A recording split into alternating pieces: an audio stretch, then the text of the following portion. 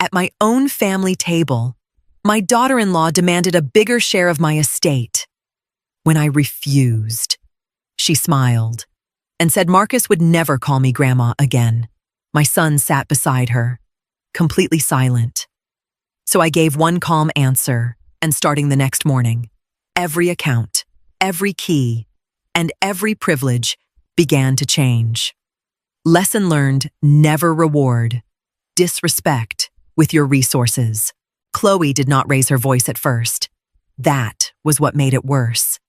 She sat across from me at the family table, perfectly calm, as if asking for a larger piece of my estate was no different from asking me to pass the salt.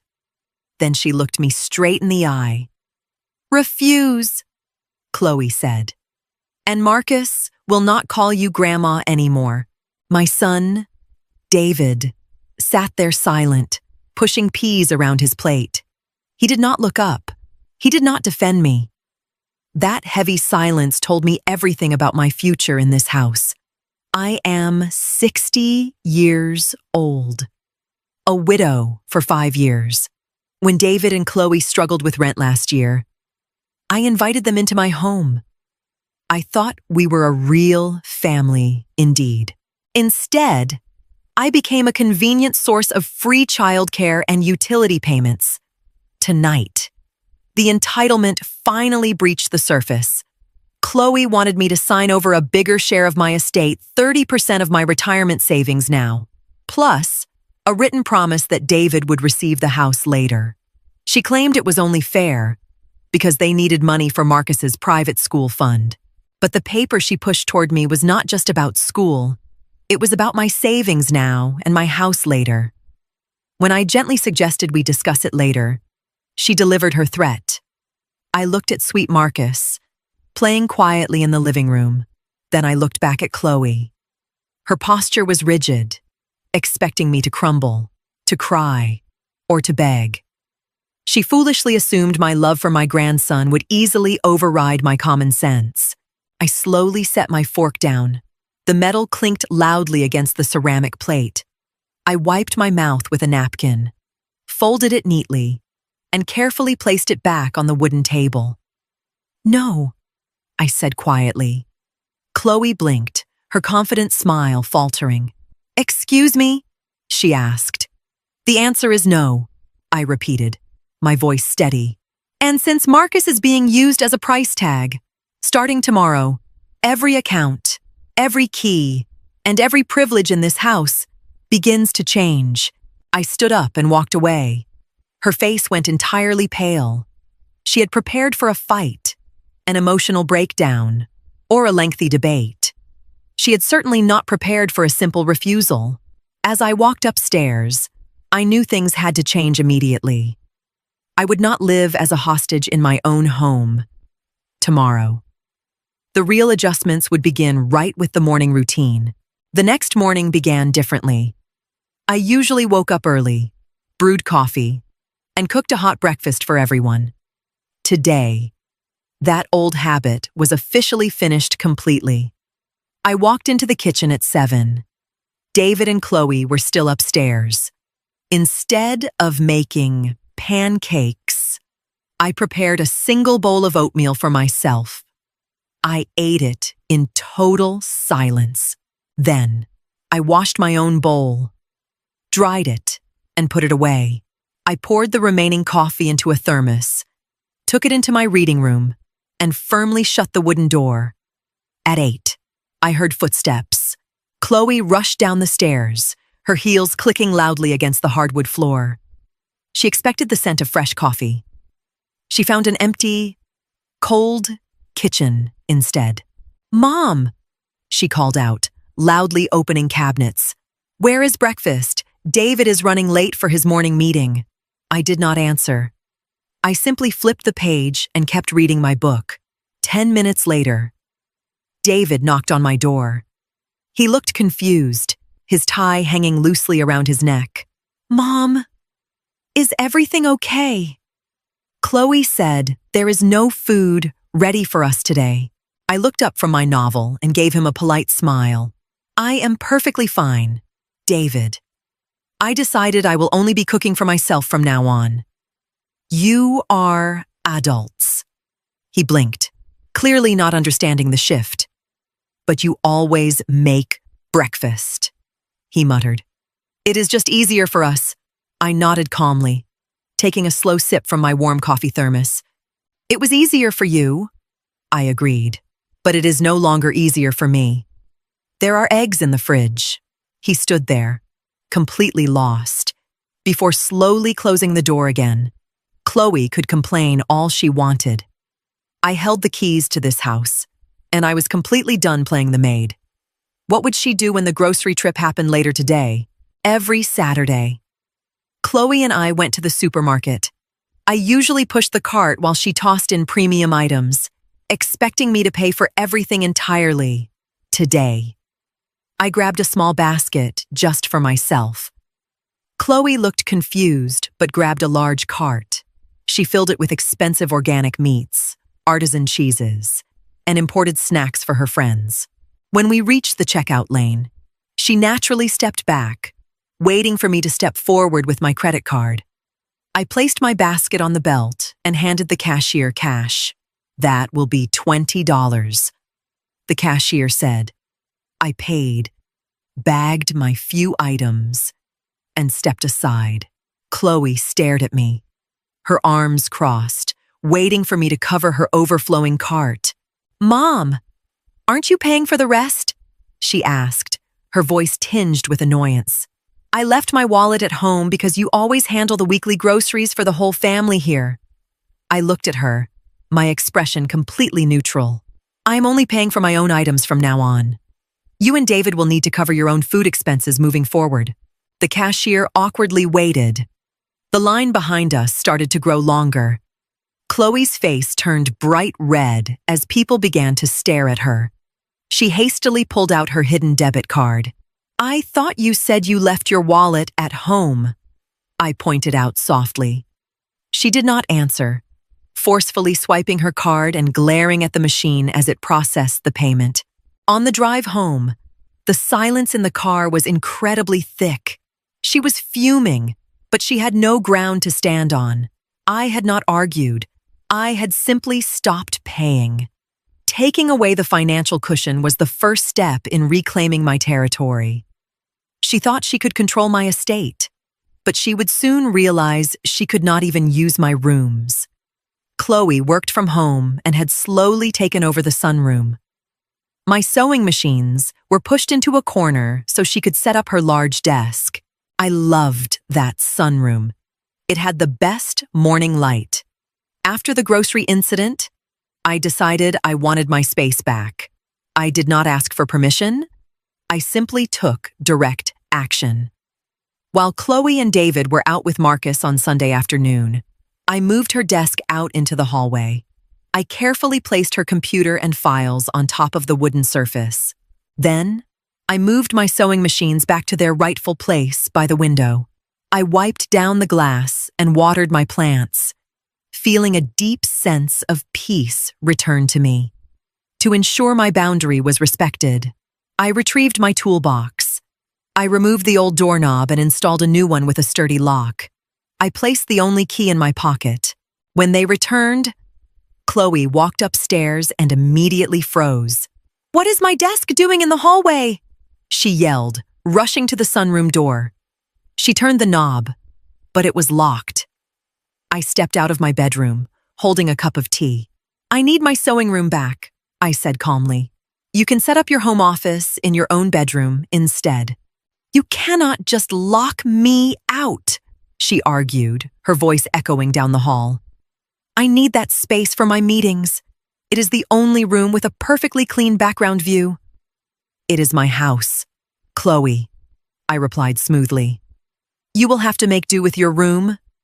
David came upstairs, looked at the desk, and sighed heavily, refusing to make eye contact. He knew better than to argue with me now. Chloe stormed off to complain, but the lock remained secured. I wondered how she would react when she reached for the car keys. I owned a spacious SUV that Chloe frequently used for her errands. She treated it like her own personal vehicle. rarely bothering to refill the gas tank.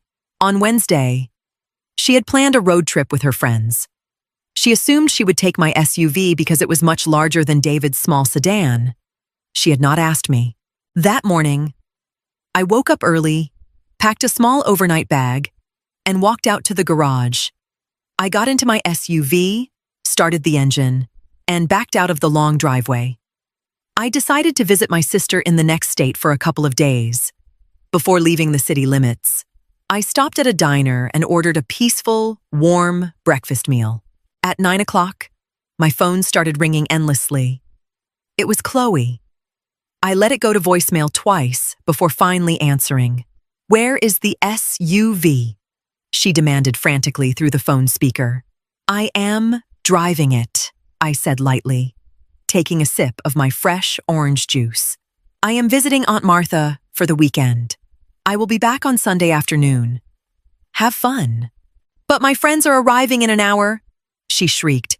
"We need the space for our luggage. You knew I had this trip planned for weeks. You cannot just leave right now. You never asked to borrow my car." "Chloe," I reminded her softly. "You assumed. Next time, you should communicate better. Drive David's car or rent a van for your weekend road trip." I hung up before she could yell again. I turned my phone on silent and enjoyed the scenic drive. Let her figure out her own transportation without assuming my things were hers to use. Let her figure out her own transportation without assuming my things were hers to use. For years, I had made my assets available to them unconditionally. By removing access to my vehicle, I was drawing another hard line. Wait until David noticed the upcoming changes to his bills. While visiting my sister, I opened my laptop and reviewed my bank accounts. For 3 years, I had been paying for David's car insurance and their phones. I logged into the insurance portal and scheduled David's vehicle to be removed at the end of the billing cycle. Then, I removed their 2 phone lines from my payment plan and gave David 30 days to transfer the numbers into his own account. It took less than 30 minutes to sever these financial ties. I felt an incredible weight lift off my shoulders. I was no longer funding the lifestyle of people who disrespected me. When I returned home on Sunday, David was waiting in the kitchen. He looked stressed, holding a stack of printed papers. "Mom, my insurance company emailed me. They said my coverage ends at the end of the month." I unpacked my bag slowly. "Yes, I scheduled your car to come off my policy," I confirmed. "And I gave you 30 days to move your phone lines into your own account. You both work full-time. It is time you manage your bills." David rubbed his face, looking exhausted. "Chloe is furious, Mom. She says you are punishing us because of what she said at dinner. She says you are trying to destroy our family." "I am not punishing anyone," I replied calmly. "I am simply adjusting my finances. If Chloe believes paying your own bills is a punishment, then she has a distorted view of adulthood. But we cannot afford all these extra expenses right now," he pleaded, his voice cracking slightly. "We rely on that money to maintain our standard of living. You know that already. Mom, then you need to adjust your standard of living," I said firmly. "I will not buy your respect, David, and I will not allow anyone to threaten me regarding my own grandson." He had no counter-argument. He slumped his shoulders and walked away in defeat.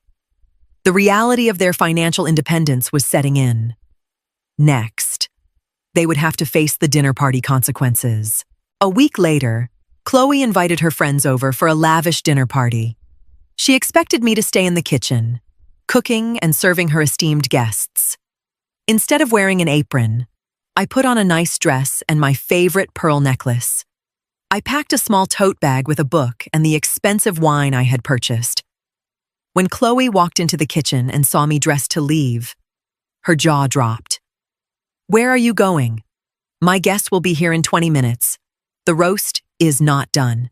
"I am going to a book club meeting," I said cheerfully, slipping on my coat. I turned the oven off. The roast is safe, and the recipe book is right there on the kitchen counter. You cannot leave, she hissed, panicking. I told everyone you were making your famous pot roast. I do not even know how to carve the meat properly without ruining the whole presentation. You will figure it out, I assured her smoothly. You are a capable woman, Chloe. Have a wonderful evening with your friends. I grabbed my keys and walked out the front door. I spent the evening at a quiet cafe, enjoying a lovely slice of pie and reading my novel. My phone buzzed multiple times with angry texts from Chloe, which I completely ignored. When I finally returned home hours later, the house was a complete disaster. Dirty plates were piled high in the sink. Chloe was sitting on the couch, looking absolutely exhausted and defeated. You humiliated me, she muttered as I walked past her. I had to order pizza for everyone because I overcooked the roast trying to finish it. They all laughed at me behind my back. It was awful. I am not your private chef, I replied softly. You hosted the party, so the responsibility was entirely yours. I went upstairs, knowing the ultimate financial shift was scheduled for tomorrow morning. The next morning, I drove to my local bank branch. I sat down with my personal banker to finalize the complete separation of my accounts from David. Years ago, I had added David as an authorized user on my primary credit card for emergencies. I also had an old savings account I had opened for him when he was in college, funded entirely with my own money. I need David removed as an authorized user on my credit card, I told the banker clearly. And I want the old college savings account closed after transferring my personal funds into a new account under my name only. Cancel the old cards and issue new ones. The banker processed my requests swiftly. Within an hour, my assets were entirely locked down. David and Chloe could no longer access a single cent of my hard-earned money without my consent. I also opened a dedicated savings account just for Markus. I would deposit small amounts there for his future. David and Chloe would never have the password or access to this private money. I walked out of the bank feeling incredibly powerful. The money Chloe had tried to pressure out of me was now behind locked accounts, new cards, and decisions only I could make. When I got home, I found Chloe pacing in the living room. She held David's old authorized user card in her shaking hand. She had tried to use it to buy expensive shoes online that morning. David's card was declined, she snapped, waving the plastic at me. I was trying to buy those designer boots I wanted for the winter season. Did you close the account? I closed it, I corrected her gently. I removed David as an authorized user. You will have to use your own money for luxury shopping now. Mine is no longer available. She stared at me in absolute horror. The reality of her situation was finally crashing down on her. For the first time, Chloe realized the woman she had been using was no longer available. That evening, David and Chloe confronted me together in the living room. They both had salaries, but their lifestyle had been built on my help weekend trips, luxury shopping, free groceries, and bills they quietly expected me to cover. Chloe looked furious. David looked worn down, like the bills had finally caught up with him. You are being unreasonable. Mom, David said weakly. You cut off our insurance, our phones, and now the credit card. We cannot survive like this. You have to reverse all these changes. I am simply securing my finances. David, I replied smoothly. You both have jobs. You can pay for your own boots, phones, and car insurance. I am not a free ATM machine. Chloe stepped forward, her eyes narrowing. She decided to play her ultimate trump card again. If you do not restore our access today, we are packing up and leaving this house immediately. She crossed her arms, smirking slightly. And if we leave, you will never see Markus again. I will make sure he forgets he even has a grandmother. Think very carefully about this. David flinched at her harsh words, but he remained silent, just like he did at the dinner table. They both waited for me to break down, cry, and desperately beg them stay. I looked at Chloe, feeling completely calm. I did not raise my voice. I did not show fear. Okay, I said plainly. I think moving out is a truly wonderful idea for us. Chloe's smirk instantly vanished. What? She stammered, clearly shocked by my immediate agreement. You cannot be serious. You would really choose your stupid money over spending time with your own precious grandson. I am choosing self-respect. I corrected her. You used my grandson to threaten me for money, Chloe, and I will not negotiate with that. Tomorrow, I will give you a properly dated written notice. You will have 30 days to find a new apartment. But this arrangement is over. David finally spoke up, his voice trembling with panic. Mom, wait. We cannot afford an apartment without your help. I smiled softly at him. The bluff had failed, and they were finally trapped. Finding a new apartment proved incredibly difficult for them without my financial backing. They had to settle for a small, modest place far away from my neighborhood. Moving day was tense and quiet. I helped pack Markus's toys into cardboard boxes, giving him a gentle hug. I promised him I would visit soon, and he smiled brightly at me. Chloe refused to make eye contact as she carried her bags out the front door. David lingered in the hallway, looking around the spacious home he was leaving behind due to greed. I am sorry, Mom, David whispered softly, finally showing a shred of genuine remorse. I nodded slowly, accepting his apology, but firmly maintaining my boundaries. Take very good care of your own family. When the door closed behind them, the silence in my house felt entirely different. It was not the heavy silence of unsaid resentment. It was the light, airy silence of total freedom. Over the next few months, my life improved dramatically. I redecorated the guest room, planted a beautiful garden, and enjoyed peaceful mornings with my coffee, reading uninterrupted for hours on the porch. As for Markus, Chloe's threat turned out to be completely empty. David eventually started bringing him over every other weekend for short visits, always ensuring that he treated my home with respect. During these visits, Chloe never came inside. She waited in the driveway, sitting quietly in their small car.